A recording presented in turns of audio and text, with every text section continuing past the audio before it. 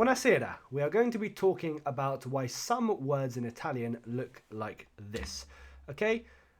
They obviously have a counterpart, if you like, that's normal, that might be what you expect, something like lavare. And what is this si doing on the end? Well, we are going to talk about all of this different stuff. Okay? You're definitely not alone, by the way, if you're unaware of the difference between these two, but it's definitely holding you back from conversations.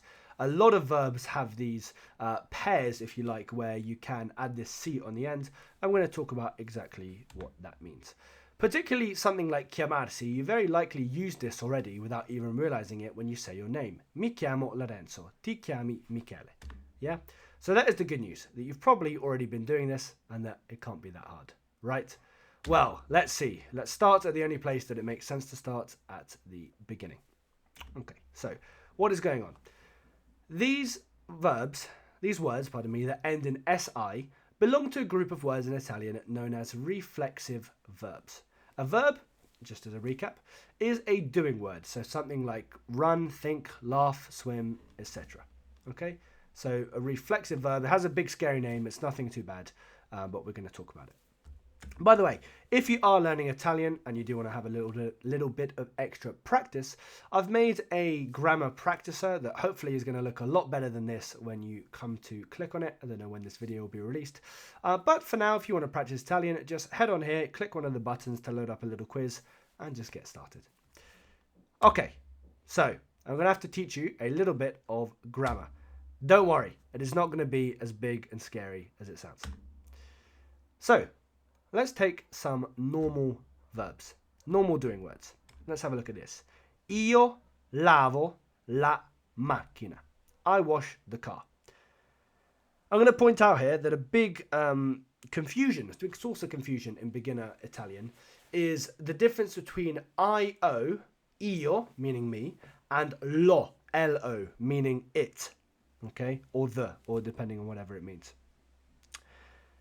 When I'm teaching, I typically tend to differentiate these by always putting the LO as a capital L and the IO as a small I. But you're just going to have to put your big boy pants on and learn to look at the difference. So this is io lavo la macchina. I wash the car. This is normal, okay? So far, we've got three parts of the sentence. We have the person doing the action, me, the action, washing, and the thing, which is the car. Okay, so far straightforward. This is what you've been doing this whole time in Italian. Okay, so we're just going to move this up here. If we actually just take away this bit, io lavo. When we say this, it doesn't really make that much sense, just normal. If I just said I wash, without the car bit on the end, okay, I wash, what does that mean? You know, you could say something like I wash a lot. For example, you could add on a sentence like this. Io lavo molto. I don't wash anything in specific or anything specifically. I just wash. Yeah. Or you could say maybe I wash for work. Like this might be a bad example, but you might have something like I cook. If you said something like io cucino or something like that, then that might make sense. Okay. But in general, okay, you kind of need this thing on the end for it to make sense. Okay, if you want to talk about grammar specifically, this will be known in grammar as an object, but I'm trying to teach grammar as simply as I can. Okay, so why the hell have I explained all of this stuff? A reflexive verb, which is the one that ends in si, like we saw at the beginning, okay, has this structure. Io mi lavo. This is when the person doing the thing and the thing being done are the same person. That's it. That's literally it. That's all these reflexive verbs are. That might be a bit confusing to just hear about in a video, so let's look at some examples.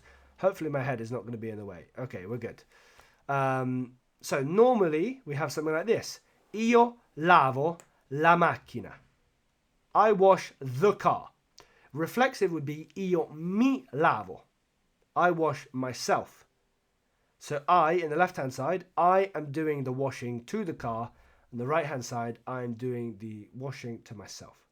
Now you might ask, io mi lavo. Where does this mi come from when the actual word itself ended in si, lavarsi? Okay, so that is a group of words called reflexive pronouns, which again It's a horrible grammar name, but we just have to say it.